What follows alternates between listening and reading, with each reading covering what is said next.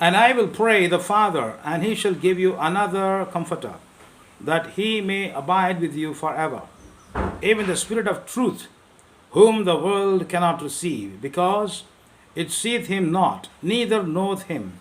But you know him, for he dwelleth with you, and shall be in you. Praise the Lord. Shalom. It's nice to see you again this day, this morning on Sunday. Last week we have seen that the divine works of the Lord, the Holy Spirit. Today we are continuing thinking about how the Holy Spirit is working in the lives of the believers, in the lives of the Christians. Okay, you heard me now reading from John Gospel chapter 14 verses 16 and 17. Here Jesus was teaching about the Holy Spirit to his disciples. I am a comforter, like my Father who is a comforter to the nation of Israel. As he said, I will comfort you as the mother comforts her cheek. The same way, I was here 3.5 years, and I have been comforting you, I never left you like orphans. I have been walking with you, talking with you, feeding you, teaching you the things, and answering all your questions, clearing out all your doubts. You got all the encouragement from me. Now, the time has come, I have to go. But when I'm going, don't be afraid, don't be troubled. Let your heart not be troubled, but trust in God, believe in God, trust in me also. And if I go there, I'm going to pray to my Father. When I pray to my Father, I will pray for you that he shall give you a comforter like me, but he is another comforter. Another, notice that word, another comforter. In one way, he says, I will come back, but not immediately. You have to wait. When I come back, it will not be secret. I will come with a blast of trumpets, with the angelic host, I will come. But until then, wait for the Holy Spirit. The Holy Spirit will come as another comforter, just like me. The Greek word is allos, parakletos. Allos is different comforter. Like in Hebrew, it's melidz acher, another comforter, like me, but he's another man, another person. So, Holy Spirit is coming so that he will be the Spirit of truth, and he shall abide with you, and he will dwell in you and among you. He will not leave after 33.5 years like me, but he will be with you. He shall be with you forever and ever. This is the first thing. Jesus spoke about the Holy Spirit to his disciples. The difference between the Son of God and the Holy Spirit, everything is looking same. Everything is similar, like God the Father, like the Son. Like the Son, same thing with the Holy Spirit. But in what way Son and the Spirit both are different? Jesus is called the Son of God, but he is called the Spirit of God. The Son of God doesn't cease to be Son. He is always the Son. He came through birth, being conceived of a woman, of a virgin. He was brought forth by delivery. He had a body. But the Holy Spirit is not having any body. Holy Spirit is existing from the beginning, and he shall be till the end without body only. Not like Jesus Christ. Jesus Christ had a body. With the body, he died so that he will be risen again, and he will be seen by the witnesses. But Holy Spirit cannot be seen. He is poured out upon all people at a time, simultaneously, Many people will receive the Holy Spirit on the day of Pentecost. 120 disciples received the Holy Spirit all at once. But Jesus, when he was given to one person. That person is a virgin. She received, conceived, then delivered. Jesus was called Son of Mary. Okay? But Holy Spirit is poured individually and simultaneously upon many people. So this is the difference. Acts chapter 2 verse 16 and 18. But this is that which was spoken by the prophet Joel. And it came to pass in the last days, saith God, I will pour out my spirit upon all flesh. See that. I will pour out my spirit upon all flesh. And your sons and your daughters shall prophesy, and your young men shall see visions, and your old men shall dream dreams. And on my servants and on my handmaidens I will pour out in those days of my spirit, and they shall prophesy. Okay. See here, it's a beautiful thing. You'll be happy to listen to me now. All the people upon all flesh, when God's Spirit is poured into their life, what will be the outcome? Joel, according to the Old Testament prophet Joel, Peter is preaching, that is the text Peter is using here. My spirit will be poured upon all flesh, and your sons and your daughters.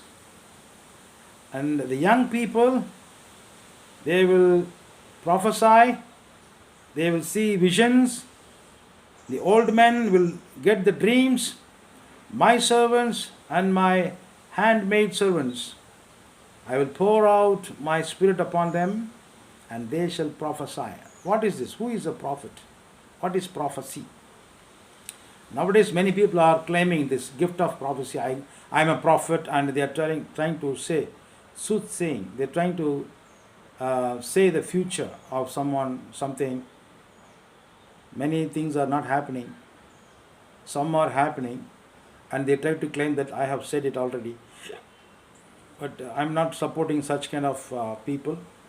Those who are called being a prophet, let God deal with them. But what is prophecy? Who is a prophet? I want to explain this word to you through one example from the scripture. Do you remember the names of the prophets?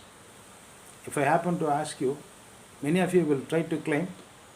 Start from Samuel, Elijah, Elisha, Isaiah, Jeremiah, Ezekiel, Daniel, so on and so forth, till the time of John the Baptist.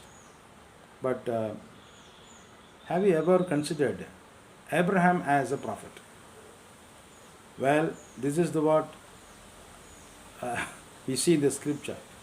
That's the first word, prophet, mentioned about Abraham. Abraham is a prophet. According to Genesis chapter 20, verse 7. Abraham was a prophet. Abraham was the prophet. You didn't read the verse. Okay. You read that verse. God was talking to a king who has taken Abraham's wife. And God is warning him, don't touch her.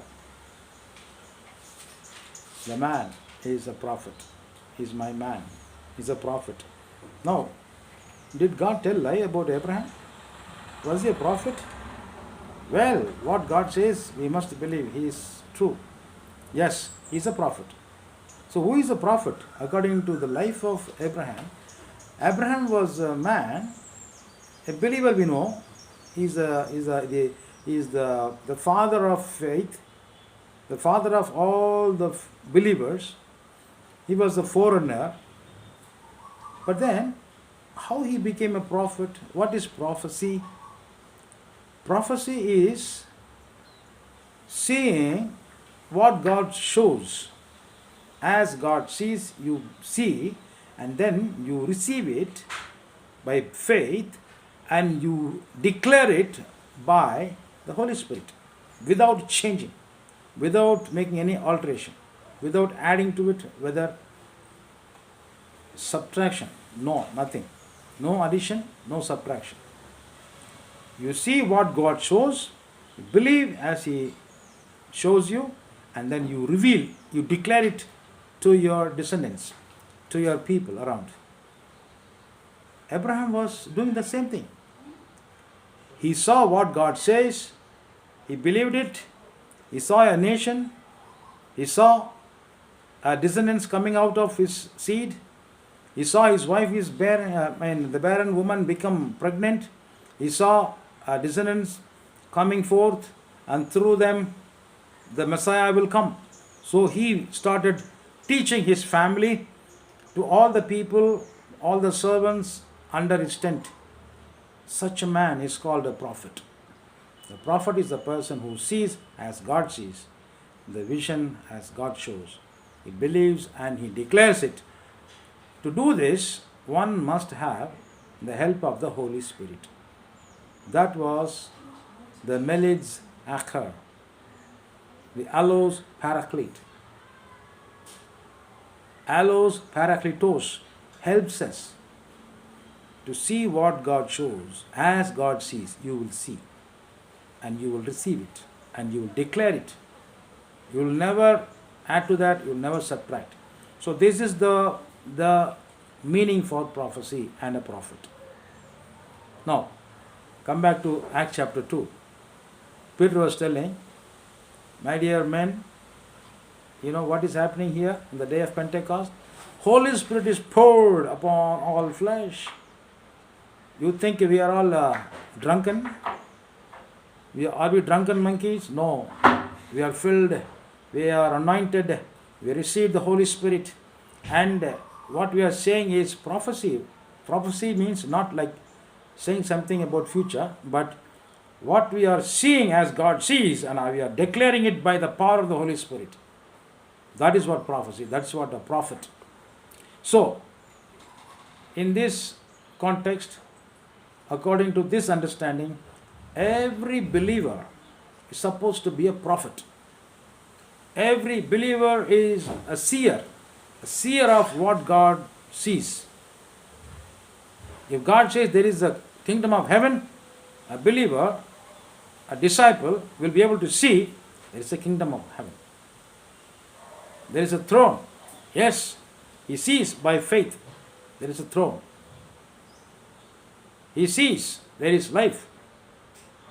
So, in that way, what you see is what God shows. As God sees, He makes you to see, and you declare it by the help of the Holy Spirit. That is what the gift of the Holy Spirit.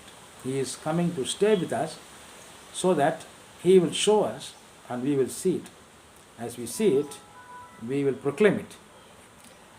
Okay, then another thing I want to mention here is the Holy Spirit was promised to remain permanently, because we are the covenant people with God. So this is the will of God. God wanted to own the people who are covenanted with Him. That people became God's own people. So in order to enjoy the relationship, God gives them His Spirit to be with them, to remain in them permanently. Permanently, that relationship will never to be cut off. That relationship should not be broken. So by giving His Spirit, He is holding us under His covenant. You can read that. Isaiah chapter 59 verse 21. As for me, Yes. this is my covenant with them, Yes. saith the Lord. My spirit that is upon thee, My Spirit is upon thee. and my words which I have put in thy mouth, Yes. shall not depart out of thy mouth, Shall not depart from thy mouth, nor out of the mouth of thy seed, nor out of the mouth of thy seed's seed, saith the Lord, from henceforth and forever. forever. Henceforth and forever. From seed to seed. Generation to generation. That means eternally. The covenant people became my own people, How God makes us His own? By giving His Spirit to stay with us, to remain us in us permanently. The same thing is repeated, or it is proclaimed by the Lord Jesus Christ Himself. John chapter 14, verses 16 and 17. And I will pray the Father, Mm. and He shall give you another Comforter, Mm. that He may abide with you forever. He, the Comforter, another Comforter, will abide with thee Ever. forever. Forever. So it's a permanent. Holy Spirit is not coming and going. If He comes and goes, when He goes, you are helpless. What will happen to you? Devil will finish you off. May it not happen. For that reason, God says He wants to own you by giving a Spirit, His own Spirit, to remain with you completely, so that you will be protected. You will be under His covenant forever. Then, how it is possible? It is possible because God has owned us. How? Read verse 1 Corinthians chapter 6, verse 19 and 20. What know ye not that your body is the temple of the Holy Ghost? What? Know ye not that your body is the temple of the Holy Ghost, which is in you, Which ye have of God, which ye have of God? and ye are not your own? You are not your own. Don't you know that? For ye are bought with a price. Because you are purchased, you are bought with a price. Therefore glorify God in your body, Therefore, glorify God in your body and in your spirit, and in your spirit. which are God's. You are God's own. You are God's possession. You are not your own. You are purchased by God. God has bought you. And the beautiful thing is, you are not a prisoner. God made you as a temple. In you, in your flesh, in your body, in your spirit, Holy Spirit is dwelling in you. He is residing in you. Don't you know that you are the temple of God? You should be happy. I am a holy person. I am in me. God is residing. You know, if you want to say it in a negative way, I am God possessed. Amen. Praise the Lord. Praise the Lord. I am God possessed. God is in me. God is dwelling in me. He is not departing from me. He will never leave me, never forsake me. He is there with me. So, my duty, my responsibility is to obey Him. In my body and in my spirit, I should honor Him. I should obey. I will give glory to God. I should honor God. And then, Holy Spirit is working in you as a seal. Oh my God, Holy Spirit is a person. But then He is unseen. But He has entered into my life and He is as a seal. Are you confused? Don't get confused. I'm going to explain to you. Read that verse, Ephesians chapter 1, verse 13.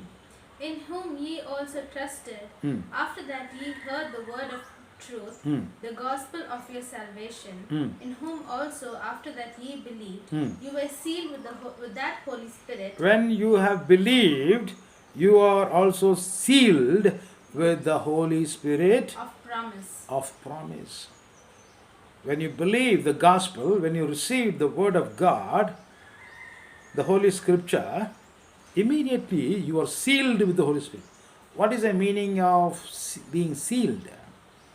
Well, many people think it's like a rubber stamp. You can understand many things when you read about seal. Seal is a sign of protection. Jesus died, his body was kept in the tomb. The enemies of Jesus are trying to seal the tomb. Why? Because what is inside is precious. You are precious, so you need to be protected. So the Roman soldiers were appointed to seal the tomb. The entrance of the tomb was closed down and protected, because what is inside is very precious one. Jesus' body should not be stolen by the enemies. Should not be stolen by the disciples and proclaim that He is risen. So they're trying to protect the body of Christ. In the same way, the seal is working as the sign of protection. Holy Spirit is working in you, covering you, that you are protected, you belong to God. That is the second thing. Seal is also communicating something else. It is communicating that you are identified. You are not in a big, thick crowd, lost in the crowd. You are identified. The whole world can be divided into two people. One is with the mark of the beast, the other one is the seal of the Holy Ghost. So if you are a believer, you are immediately sealed with the Holy Spirit. It shows that you are different from the rest of the world. Third thing, you are also not only protected and identified, the seal works as a sign of belonging. Whom do you belong? The seal tells the owner's mark, you belong to God. So, if you are a born again person, who is giving you the testimony? Or who is giving the testimony to the world or to God the Father? It is the Holy Spirit. Holy Spirit is the testimony for us. Holy Spirit is the witness for the believers. So, it is working as protection and identification, and it is a sign of belonging, and it shows who is our master, whom we are serving. And it is also a sign of the transaction is finished. When you purchase a commodity, when you give it up to somebody, the dealing is over. As a sign of that acknowledgement, you put a seal. So, the dealing of salvation, Jesus paid in full. So, the receipt is given by giving His Holy Spirit. He is working in us, like giving you the assurance that you are saved. The dealing is over. Finally, when the dealing is over, the seal is upon you. You are sealed person with the Holy Spirit. The seal also telling you something, that the dealing is irrevocable. It is irreversible. Once the dealing is over, the commodity belongs to someone. The ownership is changed. It cannot be reversible. So, whatever God has planned for you, nobody can change it. So, who is the guarantee? The Holy Spirit is your guarantee. What a wonderful thing God has done for us. And then the Holy Spirit also resides in us. What does He do? Primarily and very importantly is He regenerates. He regenerates us and He renews us. We were dead in trespasses and sins. When God sends His Holy Spirit upon His believers, they are no more dead. They are no more inactive. They are no more dead in the graveyard. He quickens us by giving His Holy Spirit. He regenerates us. And He is renewing us over and over again.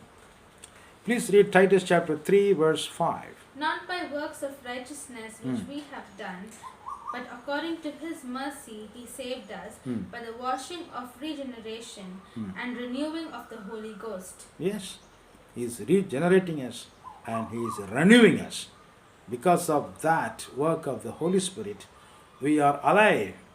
We are able to pray to God. We are able to relate to God as the children of God. And we can obey God as a servant of God. We are comforted by the Holy Spirit. We are alive in Christ. And in 2 Corinthians chapter 5 verse 17 says, Therefore, yes, if any man be in Christ, yes, he is a new creature. All things are passed away. Behold, all things are become new. See, because of the Holy Spirit, we are new creation. Everything is renewed. The old things are passed away. Everything has become new according to in Christ, being in Christ.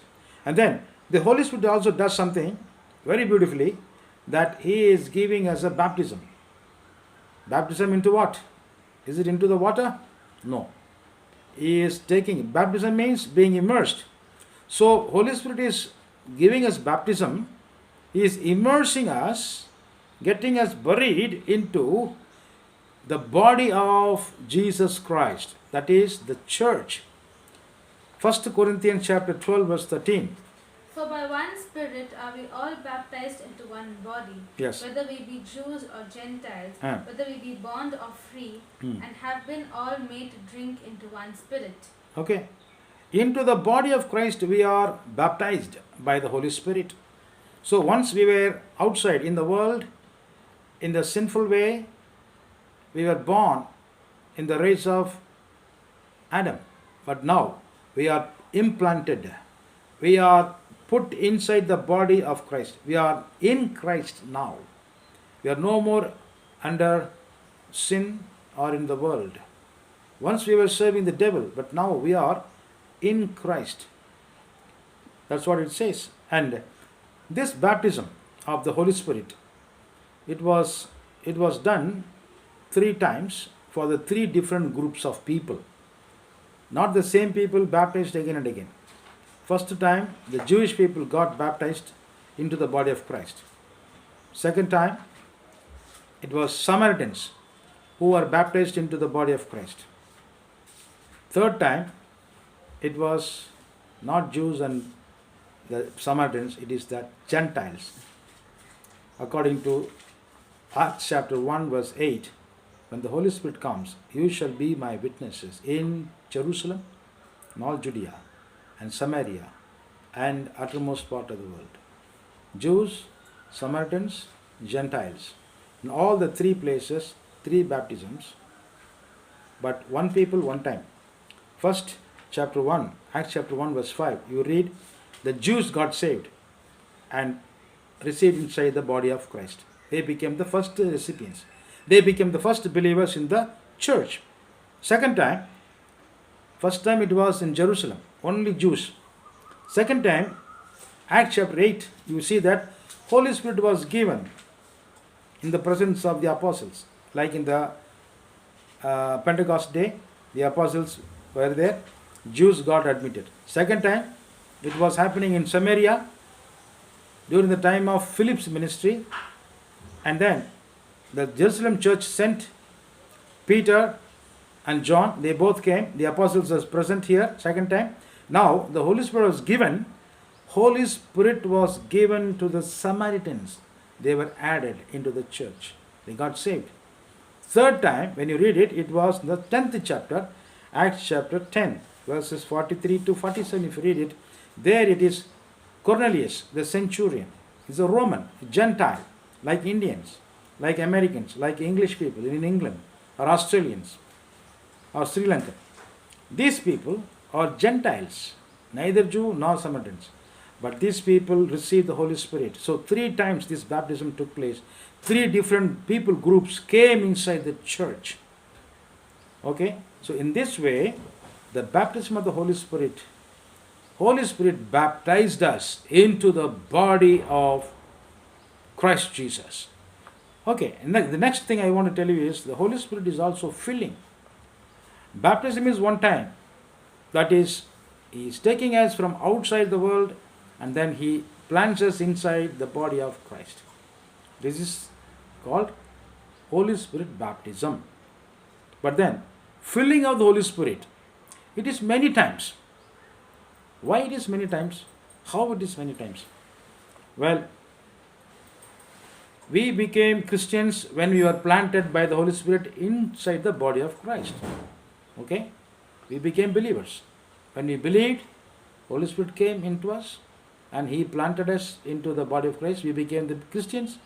And when we are named as Christians, but then we need strength over and over again as we walk, as we talk, as we consume the energy of God. We need to be filled and filled and filled over and over again so that we will walk like Christ, talk like Christ, and do the ministry like Christ, and we will live as Christ witnesses. For that reason, a person must be always under the filling of the Holy Spirit. As long as you are being filled, your lifestyle, your conversation, your conduct, your way of lifestyle, everything, you will be reflecting Christ Jesus. That's what this word says. It's a command given to us that be filled. That means you stay under the tap of the Holy Spirit. Let Him be filled. Let Him be filling you all the time. That means you need His power. It's like being drunken. What people do, they are under the influence of the alcohol. So they will blabber and they will fall and they will sting and they will vomit and they will do all that. Whatever the liquor is doing, they will be reflecting.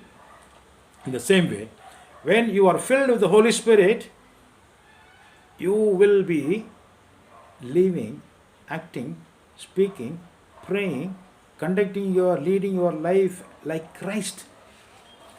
Like Christ-like lifestyle you will receive. Okay? Ephesians chapter 5 verse 18. And be not drunk with wine, wherein in excess, Yeah. but be filled with the Spirit. Yes. So, let us be filled with the Holy Spirit all the time. Not be drunken with wine. Living a bad life. Don't be wicked, but be Spirit-filled. So that the Spirit of God will make you like Christ in your walk, in your conduct, in your conversation, in your way of lifestyle, in your way of living. The forsaking whole thing which is not needed for you, but living according to the God's standards, leading a purposeful, meaningful life. Be led by the Holy Spirit all the time. What is to be filled with the Holy Spirit? What are the things that you can do? We'll see it next week. So, may the peace of God be with you. Shalom.